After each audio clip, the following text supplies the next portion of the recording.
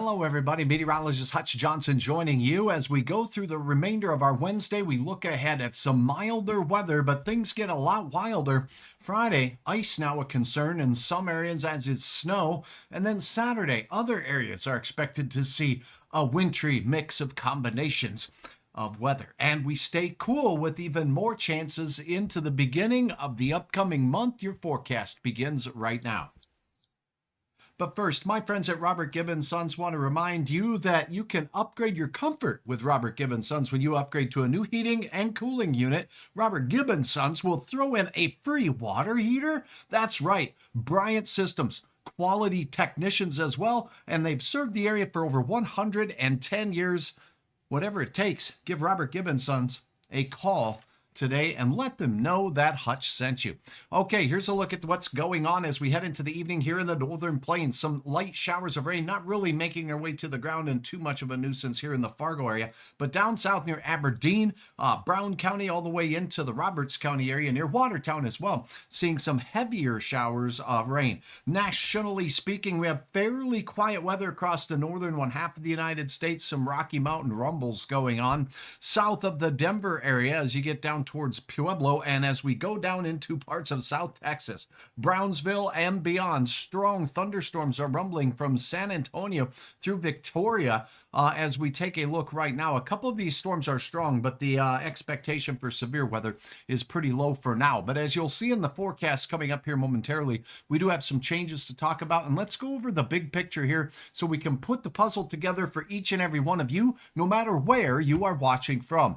The United States forecast does continue to show signs of differences from model to model, so I'm going to rely on the European model, the model that I think does the best job when it comes to days beyond day 3 and day 4. Now, on the European model, what we're going to focus on is coming up later in the week. Now, we have quiet weather right now for most, with the exception of South Texas. Showers will continue to rumble through that neck of the woods as we go through. However, as we set things into motion, you see an Alberta clipper working its way across the northern tier. As we go into Friday, this is first thing in the morning, snow in Manitoba and all the way out towards Ontario as we head in towards central parts of North Dakota and Minnesota. The pink indicates some ice. So there'll be icing potential there. Meanwhile, a stagnant rain shower system continues in the Gulf Coast of Texas before working off into the central Gulf and into places like Louisiana. Another shot of light snow trails this system, but look at the concoction of wintry weather that works its way toward the Great Lakes region, particularly the Northern Lakes region, northern Michigan, the UP, and all the way up into Wisconsin. Now, as we go through, here comes, on the heels of the Alberta Clipper, a Colorado low. These systems dig moisture out of the Gulf Coast and then basically slop that stuff up into the central and northern plains, allowing for systems moving out of the Rockies that tend to dry themselves up to have access to more moisture, and that's exactly what's going to happen. Another band of moderate to heavy rainfall, icing potential, and heavy bands of snow potentially across Minnesota. Notice here in the northern plains, the best chance will be southern Red River Valley, the eastern Dakotas, into central Minnesota. Southern Minnesota could see more in the way of rain with that system as it swiftly moves out. That will limit some of the snowfall potential, but it will also take a chance away for the rapid and long-term cooling. Now, we do see more unsettled weather, hints of thereof, as we go into the beginning of the new month, particularly late on the 1st and the 2nd. Look at this big old Colorado low that will work its way in, and this could bring a band of moderate to areas of heavy snow, severe weather as we go through the first couple of days of the month in the Central Plains, entirely likely. Now, speaking of severe weather, as we reverse this, you're going to see that as we go through with this Colorado low lifting out, we will have a chance for some strong thunderstorms in Iowa, Missouri. And as we take a look at this more muddled chance of strong thunderstorms here becomes a little bit more organized as low pressure develops here in the deep southeastern United States heading into your Saturday night late and Sunday morning. That will continue to fester through. And look at this. Cold front working around the backside of the storm system Sunday night could lead to some very stout thunderstorms there. So we'll take a look at all of this here, but that is a quick peek at what's going on. Let me see if there's any questions. Thanks for watching on my YouTube channel, and thanks for watching on my Facebook page as well. Nathan, Kathy, Brian, great to see. We want a lamb, not a lion. We'll go out like a lamb, But Brian, it does look like the lion will return first thing as we begin the next month. Let's take a look at the picture with regards to severe weather. This is interesting for us in the northern plains as well. We actually have warnings, or excuse me, watches already out for wintry weather as we go from Thursday and into Saturday morning. Here's a look at what the National Weather Service has issued so far. Winter storm watch for the Arrowhead of Minnesota. We do have some rain showers making their way through, as we showed you earlier, in the Southern Valley. There is that winter storm watch in effect. This is areas north of Duluth, including Duluth, Virginia, Minnesota, all the way up the North Shore out there, Grand Marais and Silver Bay. Nothing else issued as far as headlines go for the rest of the area, but I do want to point out this icing thing looks to be more of a concern. So for that, I'm going to show you a more high-resolution model here in the northern plains, and we'll tear that apart real quickly for you. Now, as we take a look at this particular model, it's not going to go out far enough to get me out there, but what I am going to employ is another model that's American model, and it is a high-resolution model, which, you know, there's more layers. There is a finer resolution to the mapping and input of data in this, and more calculation points, if you will. As we go through Thursday, we're quiet, but then heading into Friday, south winds warm things up, bring moisture our way, and then we'll see a chance of snow as we go into Friday morning. This is midnight on Friday, and then in the wee hours of morning, snow, Manitoba, basically from Brandon, Manitoba through Winnipeg, all the way in towards Thunder Bay, we'll have that chance of snow. And here is a narrow band of sleet and freezing rain with this system that will skirt through the northern tier and up into the Arrowhead of Minnesota as we go through Friday. So Friday icing will be a potential problem here across the valley. So what are we talking about, Hutch? I don't know. Let me tell you. It looks like we're going to have that system working its way through a mix or wintry blend. This is Friday morning, rather. There's your icing potential. Notice Fargo, Jamestown, Bismarck, Glendale, Montana, nothing to worry about. But if you're in Wolf Point, if you're in Culbertson, Williston, at the Devil's Lake Basin, the Highway 2 corridor here through northern North Dakota on in towards northern Minnesota, yes, slipperiness is on its way. The best chance of accumulating snow up to the north near the international border. Spotty ice along the border and points south. Some accumulations over 1/10 of an inch will be possible. Cindy, good to have you on board. Flying to Indy from Grand Forks 5 a.m. on Saturday. Well, this round of ice makes its way through Friday. Then there'll be a break, and then the next system comes in from the south. So Cindy, I think, as far as I can tell, and I don't run airports, things will be in a window, if you will, in that Saturday morning time frame between system one, this one, and the next system that we'll get to, Shazam, right now. Let's talk about what's happening as we go through a snowfall on Friday.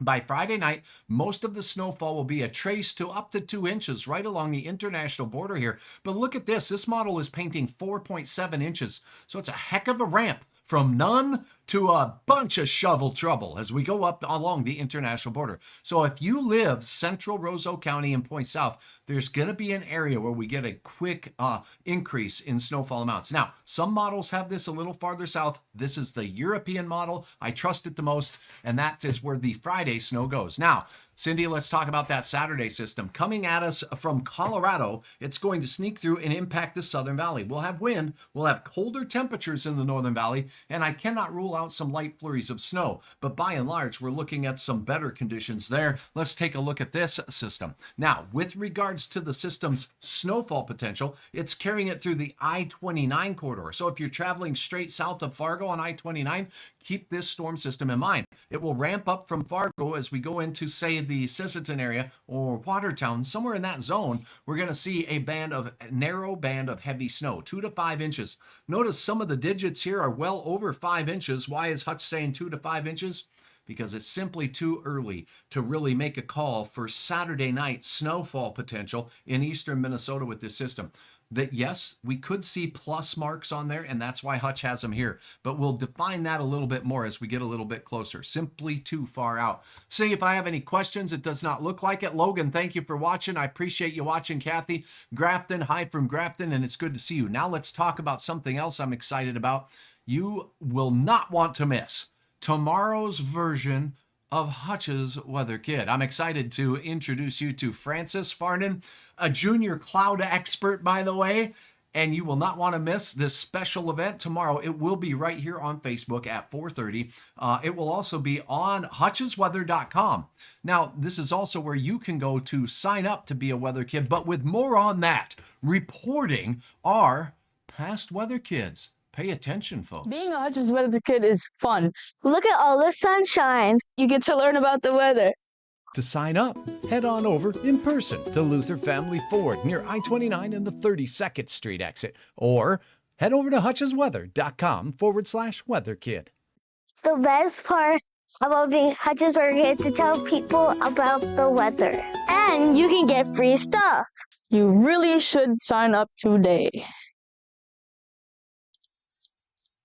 All right, I'm fortunate to get an opportunity to work so closely with area students and help them have a little bit of fun when it comes to talking about the weather. Here's our showers of rain making their way through parts of the Southern Valley right now on hutchesweather.com. There's a weather kid link right at the top. That's where you can click to see the videos like Tomorrow with Francis. Or you can also use the same link to sign up. Or better yet, head on over to Luther Family Ford if you're in the South Fargo neighborhood. Walk right in during normal business hours and tell them Hutch sent you. They'll show you where you can sign up. Clint says, think we'll get a storm next Tuesday. Clint, let's go ahead. I love to answer questions on this platform and others. Let's take a look at this Tuesday timing with regards to what's going on next week. Yes, in short, I do think there is the probability. It was kind of funny, about 4 or 5 days ago, there was signs of a storm system on the 1st, and I put it on my Hutch's bottom line on the 7-day forecast that we might want to watch somewhere around the 1st. There's still evidence that there's going to be some unsettled weather, but it's not the 31st and the 1st. It's the 1st and the 2nd. So let's keep that in mind. And let's take another quick look at this particular system.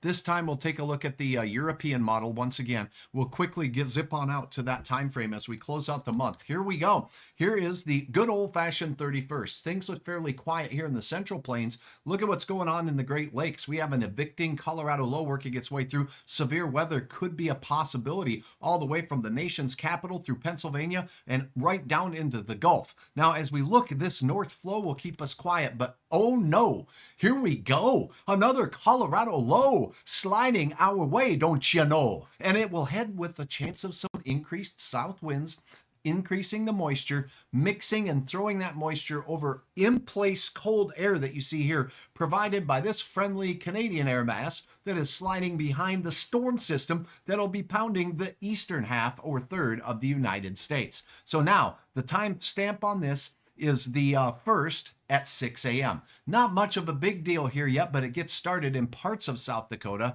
on this particular model, and then it blossoms into the Central Plains. We are on the northern fringe of this. Northern fringe.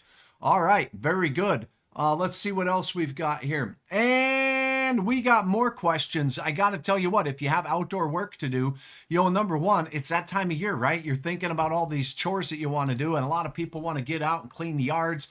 Head over to hutchesweather.com. I've got a couple of things I want to point out. Number one, in springtime, you want to make sure all of your work is getting planned out for the springtime ahead. Now, you got some trees that need some attention. My friend Slim here operates Slim's Tree Care. And if you click on this link, you can find out the contact information you need. And Slim, we'll go ahead and do that together. But Slim has a business that has been working and running in this area for the better part of the last 20 plus years, 25 years experience and counting. Slim is tree risk assessment qualified. And as you can see here, well, he scurries up those trees and can take care of business. He is bonded, he's insured, and he's an arborist. Certified. Not only that, he specializes in the climbing work where you really need to pay close and particular attention, like this example behind me here, where these limbs fall and what they hit down below. Slim will get the job done. Also, you know what? I'm really proud to have sponsors sponsoring hutchesweather.com. You can find more information closer to the bottom of the page. So as you go down there, I just want to point out that there is a Dunn Blazers painting service that you see here. Now, they are focused in Lakes Country, but they are a tri-state business. and they do interior and exterior painting. To find out more, click on the link right here on Hutch's Weather. And thanks to all my fine sponsors that make hutchesweather.com possible. And if the weather gets a little wild and a little wicked as we head into the weekend and you want to know what's going on with your area roads, don't forget I've got this fancy button up here that says road conditions. You just click on it, and whether you're driving through Minnesota, North Dakota, Iowa, Montana, Manitoba, Saskatchewan, you get it, our entire region, everything's at your fingertip here on hutchesweather.com, so you can get the information you need with one-stop shopping, if you will. All right, that is a look at your weather. Let me see if there's any other questions out here. Thank you so much, Cindy, and thank you, Clint, for your comments and questions. Kenneth watching from Parker's Prairie, good to have you on from parts of West Central Minnesota, down there in good old Todd County area. Logan, good to have you on board as well. All right, that takes care of it. I will have updates as we go through the evening hours tonight. There will be a couple of systems we're watching. One, an Alberta Clipper on Friday. Two, we're watching a Colorado Low on Saturday. Both of them look to miss Fargo. Both look to miss Grand Forks. We won't be the direct center of attack for these storms with the highest impacts. But our northern counties will get the Friday system impacts, it looks now. And it also looks like our southern counties, Fargo and Point South, will have a chance at seeing some impacts from the system coming through on Saturday. And yes, there's another one coming for next week, which is keeping Hutch busy, but that's what I like to do. All right, if you have any questions, drop them here. Check out my website. Let me know what you think. If you have comments, drop them down below. If you have ideas, drop them down below, or you can email me here. Remember, it really helps Hutch if you click the follow button on Facebook. Thank you all for over 60,000 followers on Facebook, and we are approaching and heading over 7,000 on the YouTube channel as well. So thanks so very much for subscribing on YouTube. By hitting the subscribe button, you can hit the notification bell on my page for notifications for times like this when I'm going live. For now, have a wonderful evening, and we'll talk again soon on this hump day.